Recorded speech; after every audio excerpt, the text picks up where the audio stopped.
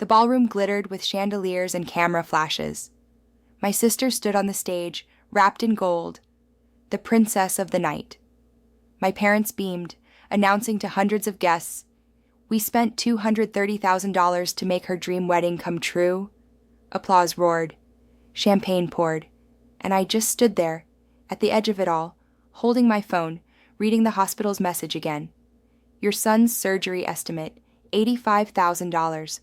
Payment due within 48 hours. I had begged them days ago, cried. Mom said, "You can't expect us to ruin your sister's happiness with your problems." Dad added, "This is what family savings are for, celebrations, not burdens." Everyone cheered as fireworks lit up the sky. I watched my son's photo on my lock screen, pale, wired, fighting to breathe. And in that moment, I felt something inside me shift. It wasn't just pain anymore. It was resolve. As my parents toasted under the lights, I whispered to myself, they thought this would break me. But they had no idea what was coming. Before all this, before the wedding lights, before the champagne and the cameras, I was just a mother trying to keep her little family afloat. I worked full-time at a community clinic in town. 12-hour shifts, sometimes more. The pay wasn't great, but it was honest work. I liked the quiet hum of the machines, the smell of antiseptic, the way patients smiled when you remembered their names. It made me feel useful, something my parents never really saw as an achievement. Growing up, I was the responsible one. The dependable daughter who kept her head down, who didn't ask for much. My younger sister, Alina, was the opposite. Loud, radiant, magnetic. She had a way of making everyone bend around her. My parents adored her for it. When she cried, they bought her new shoes. When I cried, they told me to toughen up. I never resented her, not really. I told myself it was love expressed differently. Until life tested that theory. After my son Liam was born, everything changed. He came 7 weeks early, tiny enough to fit in the crook of my arm, with eyes too big for his little face. My parents visited once, brought flowers, and left early because they had dinner plans. That was the pattern. Polite love, conditional support. They'd show up for birthdays, never for hospital nights. Still, I tried. Every Sunday, I packed Liam's favorite toy car and drove an hour to their house. Mom would kiss Alina's cheeks and say, "You're glowing, my darling." Then glance at me and ask, "You're still at that clinic job?" I'd nod, pretending not to feel small. That's how it was. I gave, they overlooked. When Alina got engaged, the excitement in our family could have powered a city. Mom started planning that very night. Color palettes, venues, custom dresses. Dad took out a second mortgage for the sake of family honor. I tried to be happy for them. I really did. But as the months passed, I started seeing the numbers pile up. The floral contracts, the designer fittings, the endless catering tastings. $10,000 here, $15,000 there. By the 5th month, they had spent more on the save-the-date cards than I earned in a year. I never complained, until the day the doctor called. Liam had been coughing for weeks, and I thought it was just a stubborn infection. But the test results crushed me. A rare heart condition. $85,000 for surgery, his best chance to survive. I remember driving home from the hospital, knuckles white on the steering wheel, whispering to myself, "We'll find a way. Mom and Dad will help. Family helps." That night, I sat across from them at the dining table. The chandelier light flickered, casting gold over the dishes. Mom listened, silent at first. Then she sighed, shaking her head slowly. "Honey, that's a lot of money. We can't just pull that out of thin air." Dad added, "The wedding is next month. All our funds are tied up. We'll see after." After? How do you explain after to a child who might not have one? I begged. My voice cracked. I even offered to sign over my car, my savings, anything. Mom looked at me like I was being dramatic. "You can't expect us to destroy your sister's happiness," she said, voice sharp now. "This wedding is once in a lifetime." I wanted to scream. Instead, I nodded, because that's what I'd always done. Swallow, adjust, survive. The next day, I went to work like nothing was wrong. The world didn't stop from my heartbreak. But inside, I was hollow. That week, I started a fundraiser online. My coworkers donated, even a few strangers. Not my family. Not $1. Alina posted photos of her bridal shoot. #blessed #princess moment. Then came the rehearsal dinner. That's when the first public humiliation happened. I arrived late, straight from work, still in my scrubs. Mom frowned immediately. "You couldn't change first?" she hissed. Dad forced a laugh. "You know how she is. Always busy saving the world." The guests chuckled. I stood there, smiling tightly, cheeks burning. And in that moment, I realized I wasn't part of their celebration. I was the shadow that made their light look brighter. That sting stayed with me. I didn't know it then, but it was the first crack in the wall that would eventually crumble everything. After that rehearsal dinner, I stopped pretending. I still showed up, because that's what you do in your family. But something inside me had changed. Every compliment they gave Alina now sounded like an echo of my own silence. Every smile felt rehearsed, every hug, rehearsed pity. The wedding planning became an obsession. Mom would call daily about flowers, themes, photographers. Never once did she ask about Liam's treatment. When I mentioned the hospital, she'd say, "Let's not bring heavy topics into such a happy time." Happy time. For whom? The doctors were clear. Surgery couldn't wait much longer. I took extra shifts, skipped meals, sold whatever jewelry I had left. The gold bangles from my own wedding. A gift from my late grandmother. Every dollar I earned felt like a drop in a desert. Then one morning, I saw something that shattered me even further. A post on social media, my parents posing beside a luxury car with a caption, "A gift for our daughter's new beginning, $60,000. A single gift," while my son's medical estimate sat unpaid on my desk. I remember standing there in the clinic hallway, the fluorescent lights buzzing overhead, my phone trembling in my hands. Someone behind me asked if I was okay. I wasn't, but I nodded anyway. That night, I sat beside Liam's hospital bed, tracing my finger along the tubes and tape around his small hands. He looked up at me, half awake, and whispered, "Mommy, will I still have my birthday party?" My throat tightened. He was turning 6 next month. I lied. I said, "Of course you will, baby." Of course the guilt ate me alive. But guilt wasn't all I felt. There was anger now, sharp and unfamiliar. A week later, I decided to confront them one last time. I drove to my parents' house, the same house I'd helped repaint 2 summers ago while they relaxed inside.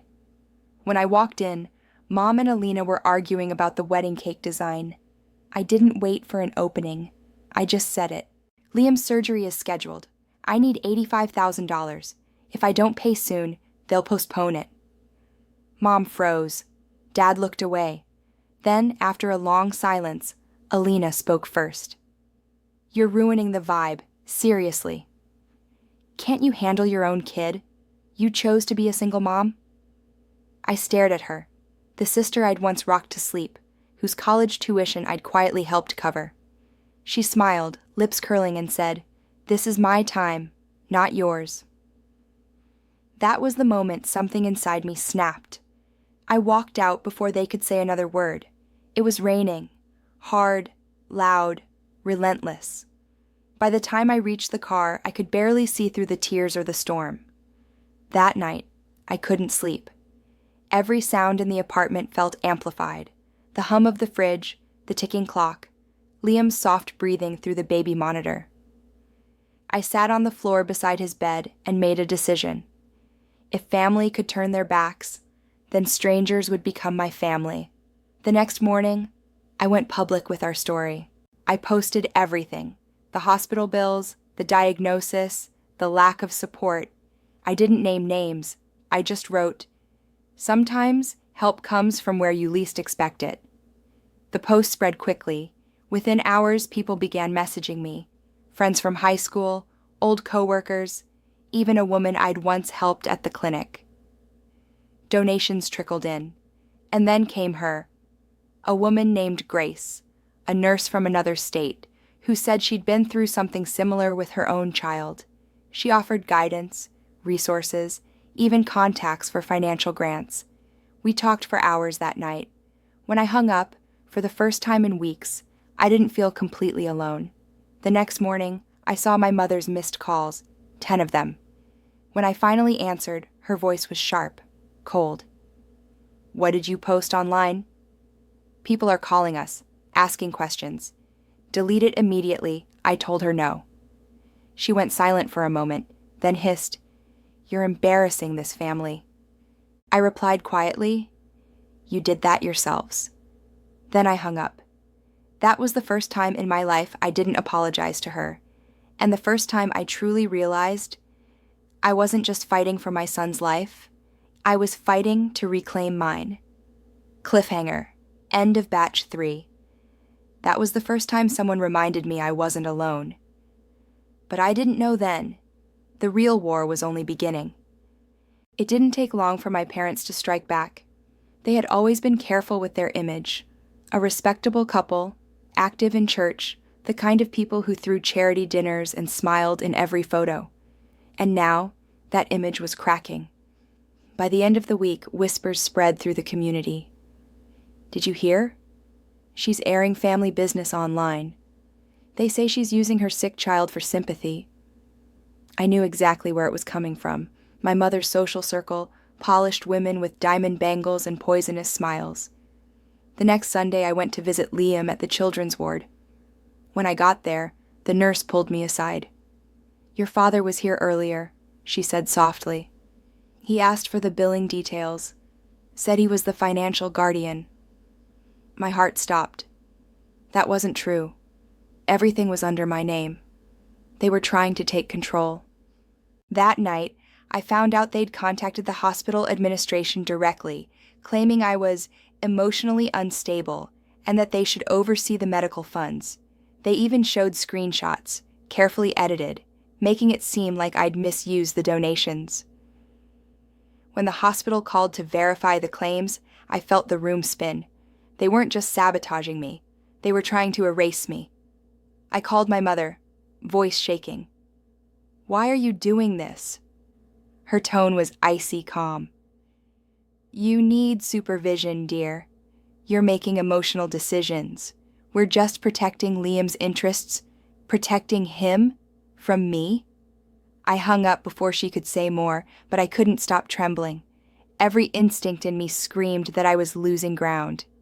Then came the notice. A legal letter delivered to my apartment. A petition filed by my own parents, requesting temporary custody of Liam for medical stability.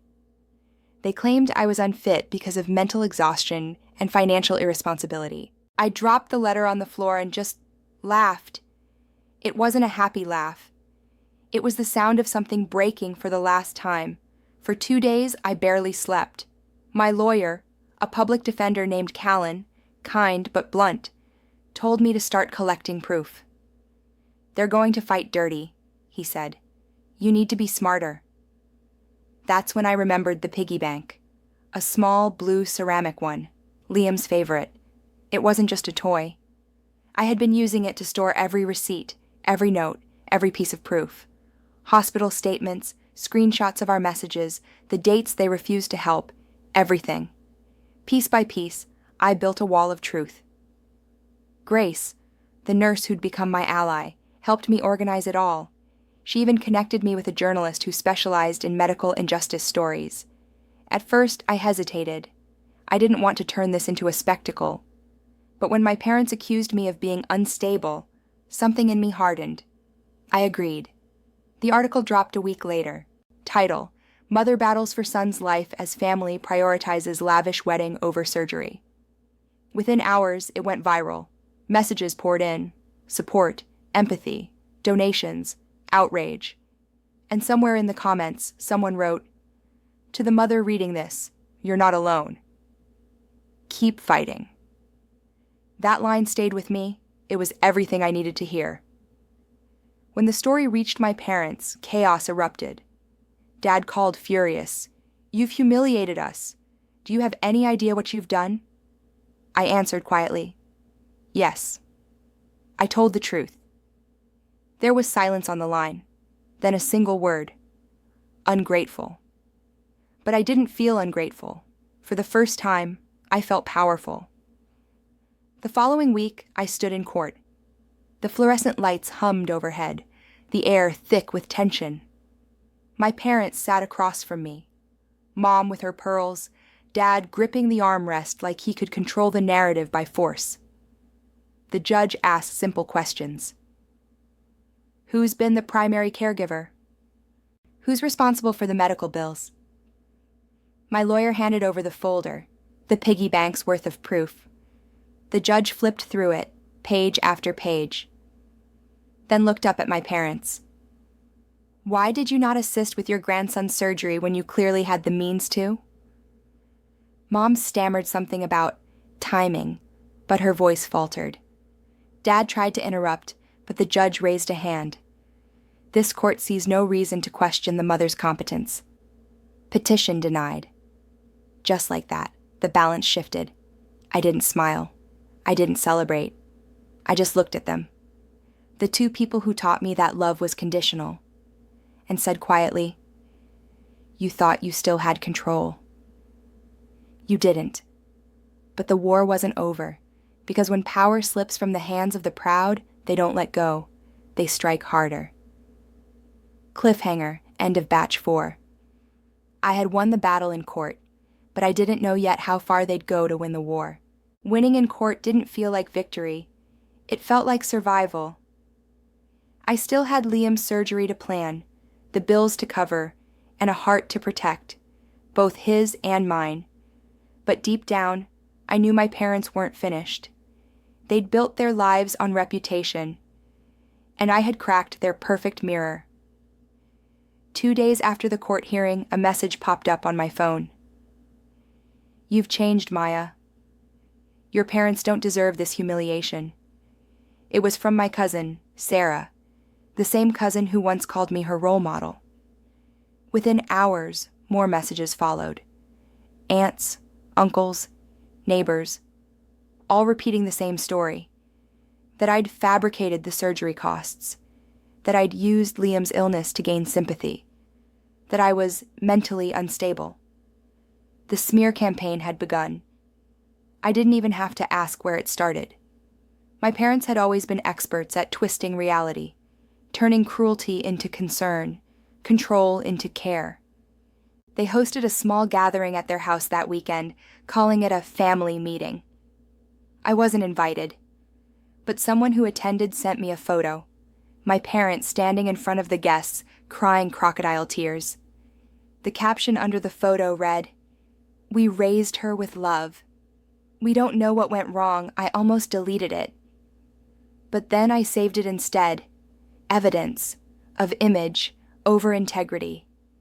Meanwhile, the hospital confirmed the final surgery date. The cost still stood at $85,000. Donations had reached $62,000, just enough to schedule it. When I told Liam, he smiled weakly and whispered, "So, I'll get better soon?" I nodded, trying to sound steady. "Yes, baby, you will." But that night, I found myself shaking again, not from fear this time, but fury. Every lie they spread pushed me closer to clarity. This wasn't about money anymore. It was about control. And I was done being controlled. I started documenting everything. Every call, every text, every rumor that reached me. Grace helped me create a secure folder with timestamps and digital backups. If they wanted war, I would give them one they couldn't win. I stopped explaining myself to relatives. When people asked why I turned on my family, I simply said, "Ask them why they turned their backs on my child." The silence that followed was louder than any rumor, Meanwhile, something beautiful began to happen, quietly, beneath all the noise. The fundraiser caught the attention of a local news channel. They asked for an interview. I hesitated, then agreed on one condition: no sensationalism, just the truth. The segment aired on a Wednesday evening. I wore a plain blue blouse, hair pulled back, voice steady as I told the story, about my son's illness, the struggle, and the power of community over bloodlines. No anger, no accusation, just truth. The anchor ended the piece with one line that stayed with me. Sometimes, family isn't who raises you, it's who stands beside you. Within 24 hours, the fundraiser reached its goal, and then some. Messages poured in from strangers across the country. One woman wrote, "I had parents like yours. I survived too. Thank you for speaking." Another sent a hand-drawn card for Liam. When the final payment was sent to the hospital, I exhaled for the first time in months. It felt like light breaking through a storm cloud. But as the saying goes, storms rarely leave without one last strike. 3 days before the surgery, I received a notice from my employer. A formal complaint had been filed against me for unprofessional behavior and publicly defaming private citizens. The complaint was anonymous, but I didn't need a signature to know who it was from. Mom and Dad had tried to take my child. Now, they wanted to take my livelihood. That night, I sat at my kitchen table, surrounded by files, bills, and empty coffee cups. I could have cried. But instead, I laughed quietly, the kind of laugh that comes when pain runs out and purpose begins. Because this time, I wasn't scared. This time, I had proof. Every message, every threat, every attempt to silence me, I had it all archived. So when my employer's board called me in for a review, I walked in calmly. I handed them the evidence, the same pattern of manipulation, the same attempts at control. They read, they nodded. Complaint dismissed. That was the day I realized something powerful. I didn't need to fight like them, loud, cruel, desperate. I could fight smart, strategic, calm, and I did. I deleted every photo of them from my phone, not out of spite, but closure. Then I looked at Liam's piggy bank, now heavy with receipts, small donations, and folded thank you notes from strangers. It wasn't just proof anymore. It was a symbol of everything they thought they could take and couldn't. Cliffhanger. End of batch 5. The day of reckoning was coming, and no one, not even them, could stop it. The morning of the surgery was quiet. Liam, brave beyond 6, whispered, "After this, can we go to the beach?" "Yes, baby." I smiled. Hours later, "He's going to be okay." Relief broke me. Then betrayal.